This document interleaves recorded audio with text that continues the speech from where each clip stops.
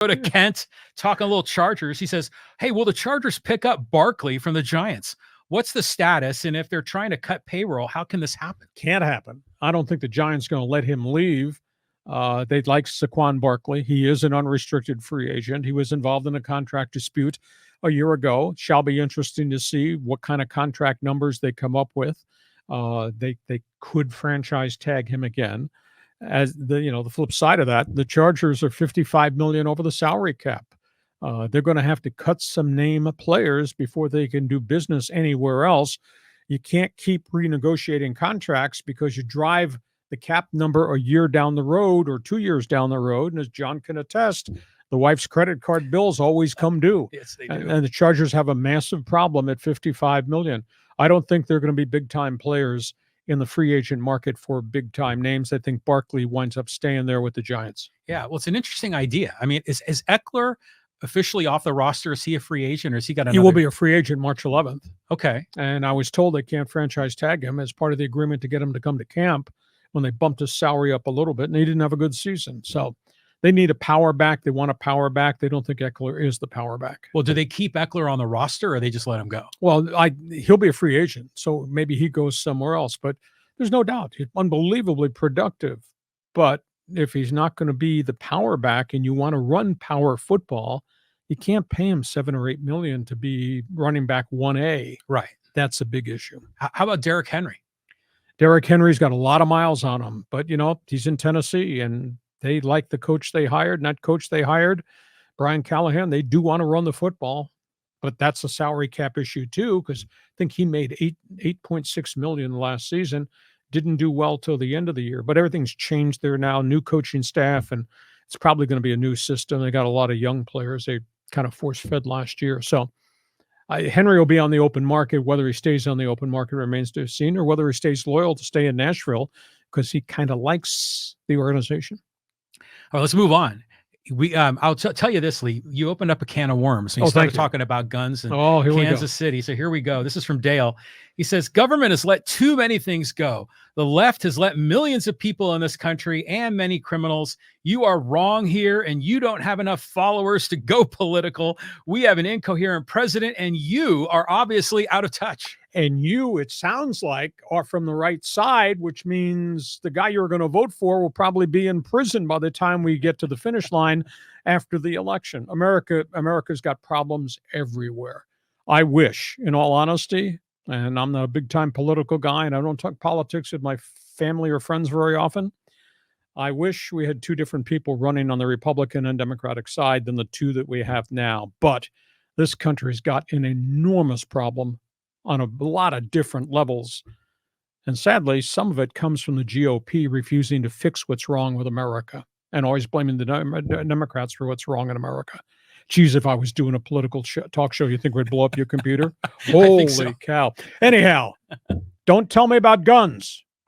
You want a right to have guns? Fine. We ought to have rules for who has the right to have guns. And by the way, those kids who got wounded in Kansas City, like all the kids who got killed other places, they had a right to life.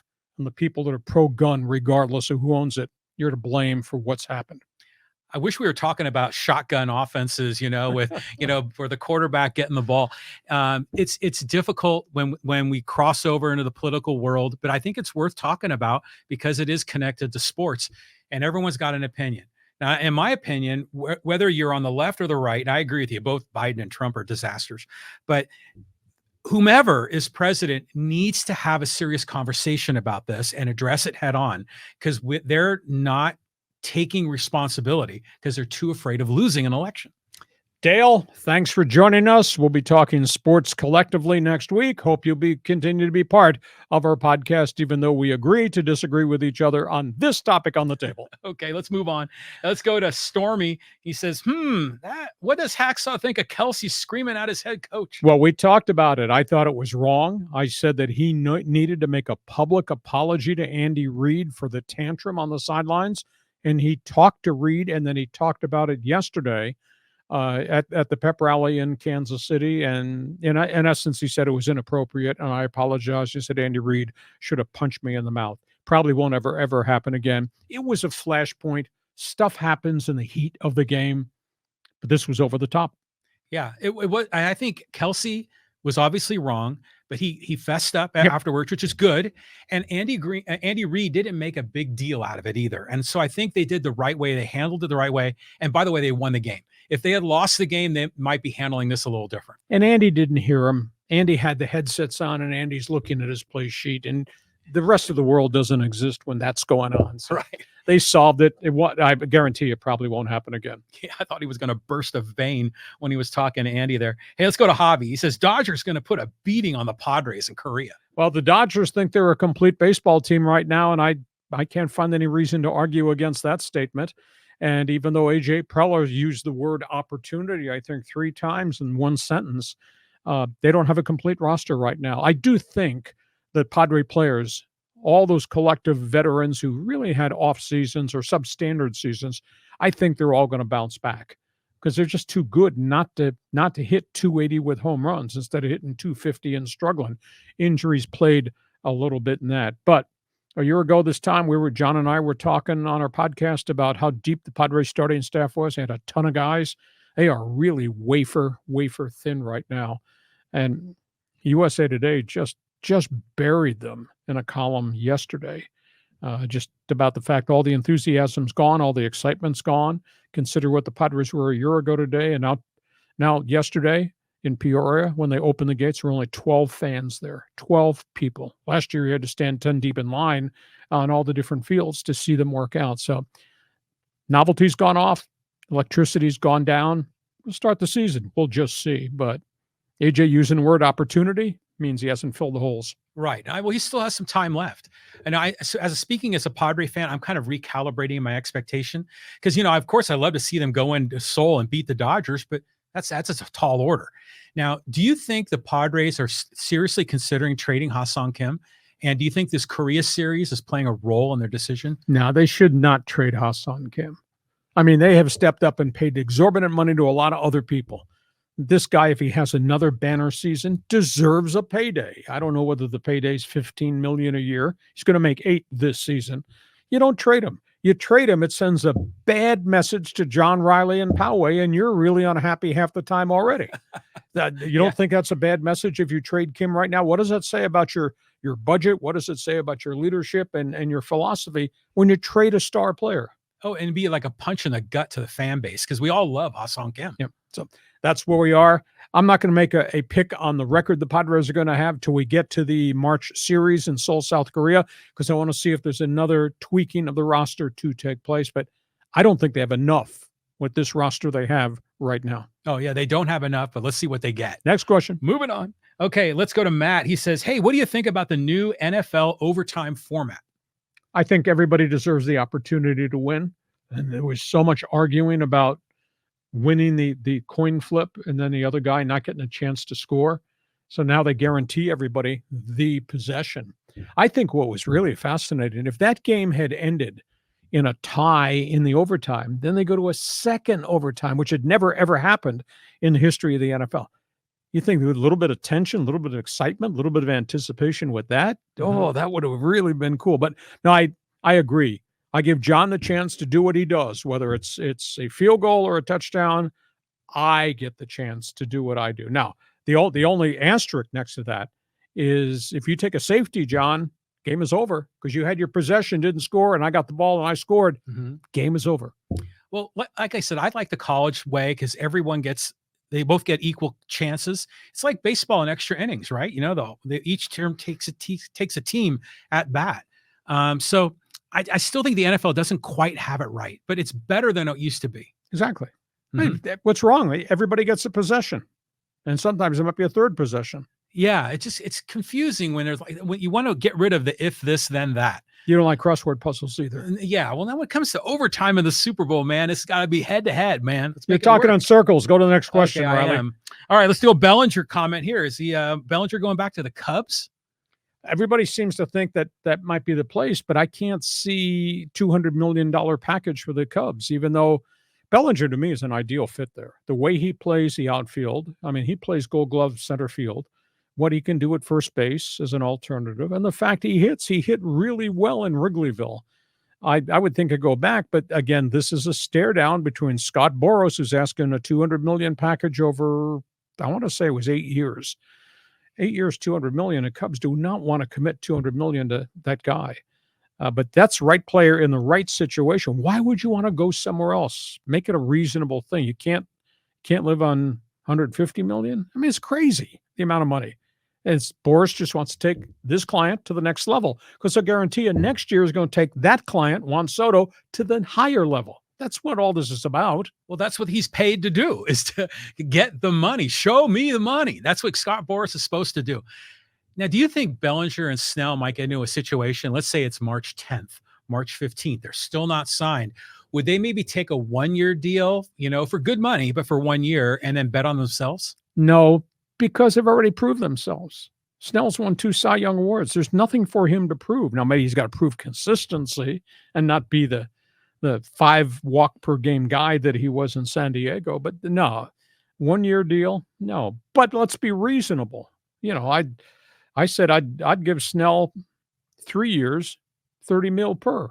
I'd rent a pitcher for 3 years. You'd have to twist my arm to go 5 years, but I did say 5 years, 150 at one point with Snell. I'd never go beyond that.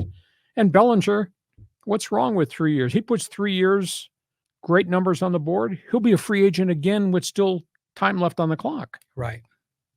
If I were king, that's what I would do, but I'm not Scott Boras. Go ahead. Okay, moving on. Let's go here to Callan. And he says, is it funny how the national media criticize the Padres for spending money on star players and they call it bad for baseball? But LA or New York signing a star player is great for baseball. Well, the revenue streams are one item. A year ago this week, the word, not Sesame Street, the word was sustainability. And everybody was arguing, the Padres have done this. Is this sustainable? And the Padres ownership was offended that I would bring it up or the national media brought it up. Well, now everything's changed by virtue of the sadness of the passing of a great man in Peter Seidler and the loss of the TV contract with Bally Sports, which is huge. That's a big issue. So I think the part to me that was bad for baseball is to give players 10, 11, and 14-year contracts that takes them beyond the age of 40 when their productivity level is going to drop, John, once they hit 32 or 35.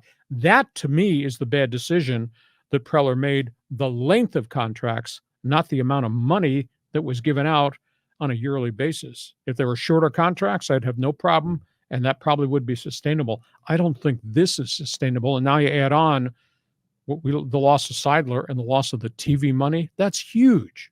Well, it makes you wonder what the conversations are like in the Padres front office, because we all know that an 11-year deal, a 14-year deal is just insane. It's outrageous.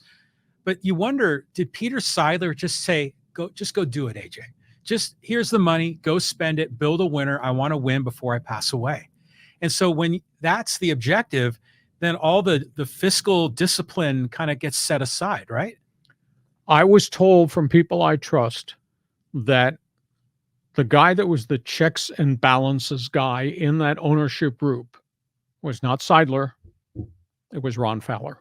Oh. And that's why Ron left. Ron was losing these arguments, these conversations about what's responsible, the commitments you're making, not just for this season or next season. You're making them for 10 years out or 11 years out when guys are 42 years of age. And then Fowler, after the conversations went on, and Fowler just was not winning the conversations, Ron decided to check out. And Ron had done a lot of great things for sports in San Diego, and it's Peter's team, and Peter's going to sanction whatever he wants, and AJ went and spent what he wanted to. So that to me was the basis of the conversations behind closed doors, and the people that told me that, I firmly believe that happened. Yeah, that makes a lot of sense. And Ron Fowler is a pretty successful businessman. Yes. So he kind of knows how to manage a balance sheet. But there's just a lot of emotion, and there's a lot of stories to tell in that Padre front office. Okay, a couple more here before I go to social media. Okay, let's go here to Emmanuel. Is Artie Moreno the biggest fall from grace as a baseball owner? He came in 2004 and signed players away from the Dodgers and lowered beer prices. Now it's the other way around. Well, I think he's been stung on a couple of different levels. I think he has been really badly hurt. This whole drug scandal that happened within that organization. And again, he's not in every office every day, but the fact that he had a player who died of an overdose to fentanyl, and the fact that he had a public relations director that was dealing drugs nobody knew about, that's a big issue. And then for the player to die, and then the family to sue, and the family to sue Arte Moreno and the Angels organization, I think it hurt him a great deal. That being said, as an owner, he's made a lot of bad decisions. I mean, he lost, wasted, burned a lot of money on guys that first time I saw the contract Josh Hamilton got, I said, wow. And Hamilton he was a drug addicted ball player who couldn't kick it. And then he did the same thing on a monster contract with Justin Upton. He did the same thing with Vernon Wells. He was an impulsive owner, said, I want that guy. That guy's got a star next to his name. Some of these guys aren't good characters. Some of these guys had addictions. And he just burned through a lot of money and just made a lot of mistakes. So he's lost a whole bunch of credibility in the community. He did take care of Trout. He did get Ohtani. But at the same time, they've made a lot of player personnel mistakes. And now for him to just say, I'm not going to sell the team. I'm going to run the team the way I want to run the team. And by the way, the payroll will be $50 million below what it was last year. And they haven't done anything to improve the team except these one-year contract rentals to guys who are not what I'd view difference makers. So that's why he's really, really fallen from grace. Isn't it? You can add Albert Pujols to that list as well. Extended contract early on, okay, but 10 years? You're kidding me. Yeah, and by that time, he was like an old man at the end. Isn't it interesting, though, that you look at a lot of the major markets, New York, Chicago, LA, et cetera, there are always teams like that should be competitive every year, like the Knicks or the White Sox or the Bears. And they've gone through so much struggle. I think the Angels are a team like that.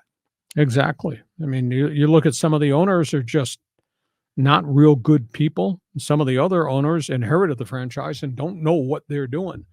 And Moreno is a baseball guy, and he had success when he first bought the team, but he just could not reinvent that success. So I feel bad for the Angel fans in Orange County. Hey, thanks for joining us, Emmanuel.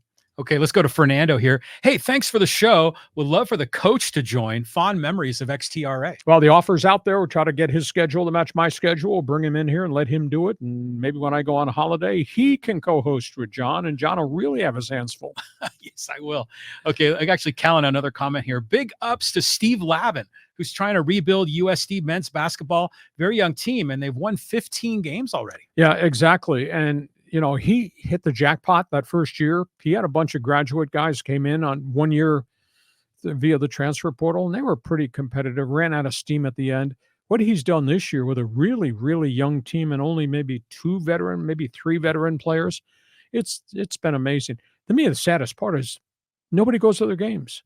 I mean, you see video of their home games, you can't find a person sitting in a seat.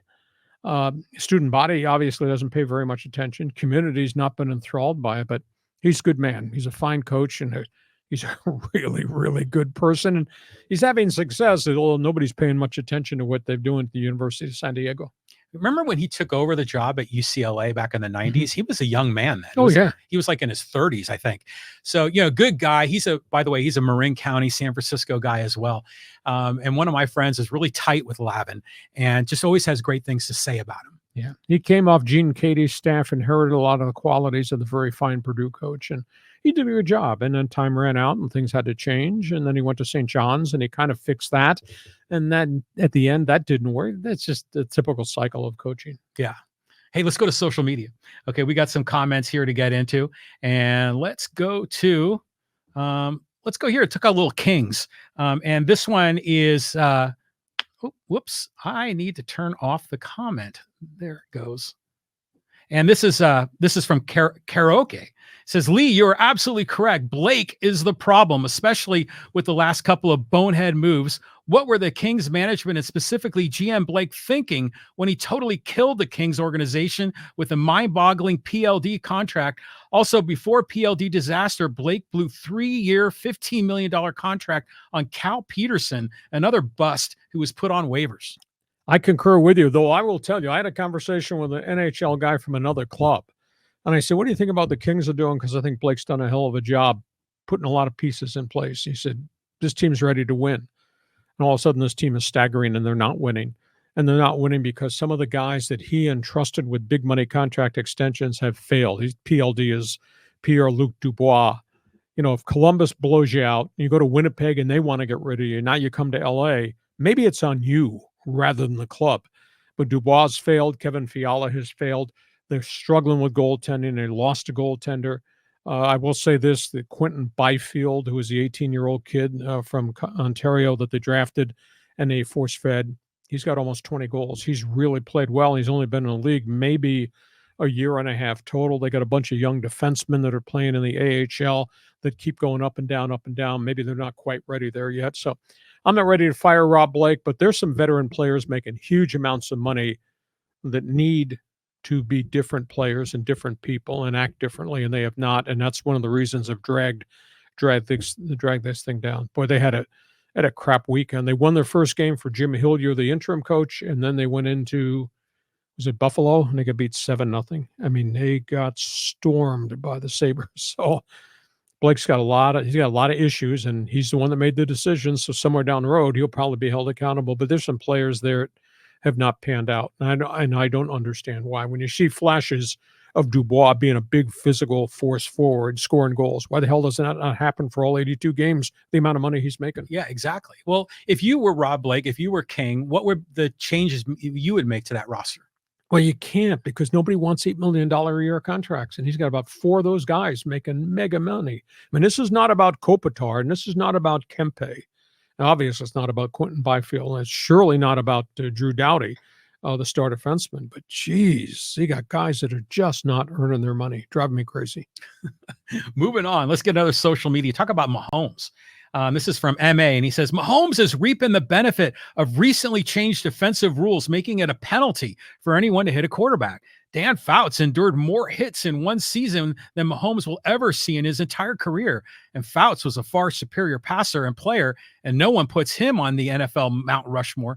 Please, franchise, I count on you to manage the hype and not inflate it. If I know you can name a dozen better passers than Mahomes over the years who are beaten down to a pulp because the game is soft now. If you want to see contact and hitting, it's still around in hockey, but not the NFL. Mr. 808, first of all, the game is bigger, faster, much more physical. These are very different players now than from the Dan Fouts era. The changes in the game have come as a byproduct of head injuries, concussions, and CTE, which is a realistic part of the aftermath of the National Football League.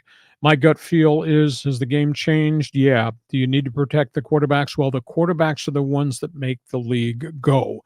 You can't pull back 1982 things and say, well, it was different then and those guys were good. Those guys are not playing against the guys that are playing now.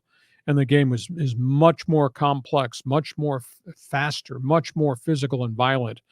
You would want Dan Fouts to have the protection in the pocket today that Patrick Mahomes has. And Mahomes makes plays because he's a very unique and very, very different athlete. So I'm not going to buy your whole theory that yesterday was great because those guys take punishment. If those guys had to take that kind of punishment now, they'd be in a hospital and their careers would be over. Trust me. Because I'm dealing with friends of mine who are ex-Chargers from my era as a voice of the Chargers.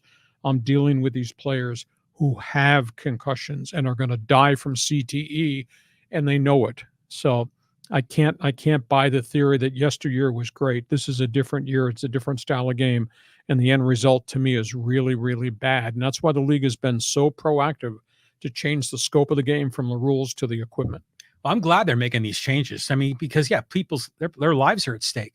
But there has never, in my opinion, been a player anything like Patrick Mahomes in NFL history. I mean, we've had the pocket passers, we've had the running quarterbacks, the run and shoot quarterbacks, but Mahomes is a different breed.